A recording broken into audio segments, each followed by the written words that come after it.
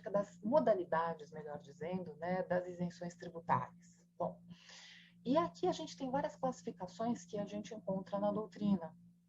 Classificações quanto à competência, quanto ao objeto, quanto ao prazo, condição, né? Vamos verificar cada uma delas e o que as caracteriza. Primeiro, quanto à questão da competência tributária. É muito comum, né, nós encontrarmos classificações dividindo as isenções como homônimas, que seriam inclusive a regra geral, e heterônomas. O que seria uma isenção homônima? O que é um homônimo? O mesmo, né? Então, a ideia, pessoal, ela está corroborada num slide que a gente já viu no começo aqui do nosso curso, né? Vocês devem se lembrar aqui dessa moedinha da competência tributária. O mesmo ente que é o apto, o competente, portanto, né, para dispor sobre uma regra de incidência, então, aquelas regras de competência ali que foram recebidas, respectivamente, pela União, pelos Estados, Distrito Federal e municípios, artigos 153, 155, 156, enfim, o mesmo ente, o mesmo titular dessa competência, portanto, para dispor sobre uma regra de incidência, vai ser o ente habilitado para dispor sobre essa regra de não incidência, e no caso, essa que vai ser exercitada pela legislação subsequente, que é a que nos interessa, a isenção, né? Então, se a gente está falando, por exemplo, de uma isenção de imposto de renda, quem é que é habilitado para conceder essa isenção de imposto de renda? É a União Federal, porque a União Federal é que recebeu a competência para dispor acerca do imposto de renda, conforme artigo 153, inciso 3. Se nós estivermos falando de uma isenção sobre IPVA, quem é que concede, quem é que delibera, né, sobre a incidência, ou seja, quem é que exercita essa competência tributária positiva? O Estado. Da mesma forma, esse Estado vai ser o ente habilitado para o exercício dessa competência negativa. Bom, o regramento, portanto, é que, no sentido de que essas isenções, elas devem ser o quê? Isenções devem ser homônimas, até por respeito ao princípio da isonomia entre as entidades federativas e também por conta do pacto federativo, né? No sistema anterior, pessoal, nós tínhamos algumas previsões no próprio texto constitucional que autorizavam, né, tanto que aquela súmula 615, né, que nós havíamos comentado há pouco, que corroborou o primeiro posicionamento, né, do Supremo Tribunal Federal, ela também foi embasada, né, no sistema anterior e sob a lógica que o sistema anterior ele comportava, no sentido de que a União ela poderia conceder isenções de ICM e ISS. O sistema anterior não era ICMS, né, porque os serviços não estavam insertos ali, a competência era para o ICM, mas havia previsão constitucional de que a União ela poderia tanto conceder quanto revogar essas isenções de tributos que eram de quem? ICM, no caso dos estados, e o ISS dos municípios.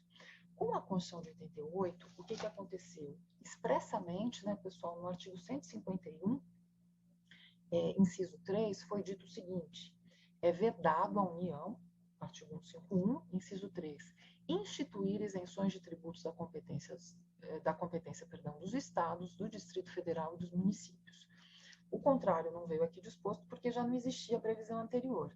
Mas esse 151, inciso 3, portanto, veio por um ponto final naquela história de que a União ela poderia conceder isenção de tributo estadual e municipal e revogar essa isenção ali ao seu bel prazer, de acordo com essa autorização constitucional. Mas, no sistema de 88, permaneceram aparentemente duas exceções. Por que aparentemente? Daqui a pouquinho eu explico o porquê do aparentemente, né?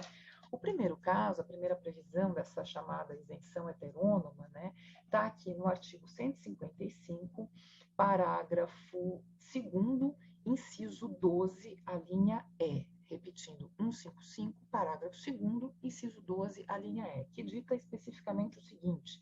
Eu já vou direto até, né, pessoal? Parágrafo 2º, o imposto previsto no inciso 2, que é o ICMS, atenderá ao seguinte. Inciso 12. Cabe à lei complementar, e a linha E, excluir da incidência do imposto nas exportações para o exterior serviços ou outros produtos, além dos mencionados no inciso 10A. Não fiz menção ao 10, né, que já está inserto aqui, por isso que essa linha E do inciso 12 do parágrafo 2º do 155 já é completamente abrangente. E a gente tem redação aqui similar para o 156, parágrafo 3º, que diz o seguinte: em relação ao imposto previsto no inciso 3, que é o ISS, no caso do caput do artigo, cabe a lei complementar. Mesma redação. Portanto, inciso 2, excluir da sua incidência exportações de serviço para o exterior. Aqui é feita a menção que a redação está de acordo com a emenda constitucional 3, né, de 93, mas essa previsão ela já era originária, apenas houve uma alteraçãozinha pequena ali em relação à redação, mas já havia essa previsão respectiva, por conta, então, foi adaptada ali o reescalonamento, a reordenação, né, do inciso por conta da emenda respectiva, mas já era uma previsão originária.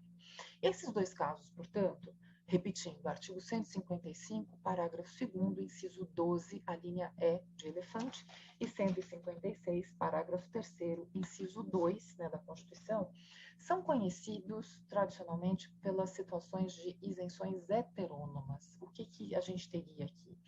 Como vocês puderam observar, a Constituição ela não determinou a exclusão, né, de imediato da incidência. O que ela determinou? Cabe à lei complementar excluir da incidência. Por isso que eu sei que eu estou diante de uma isenção e não diante de uma imunidade. Então, vai ser uma atuação legislativa subsequente que vai excluir essa incidência respectiva. E eu estou diante do quê?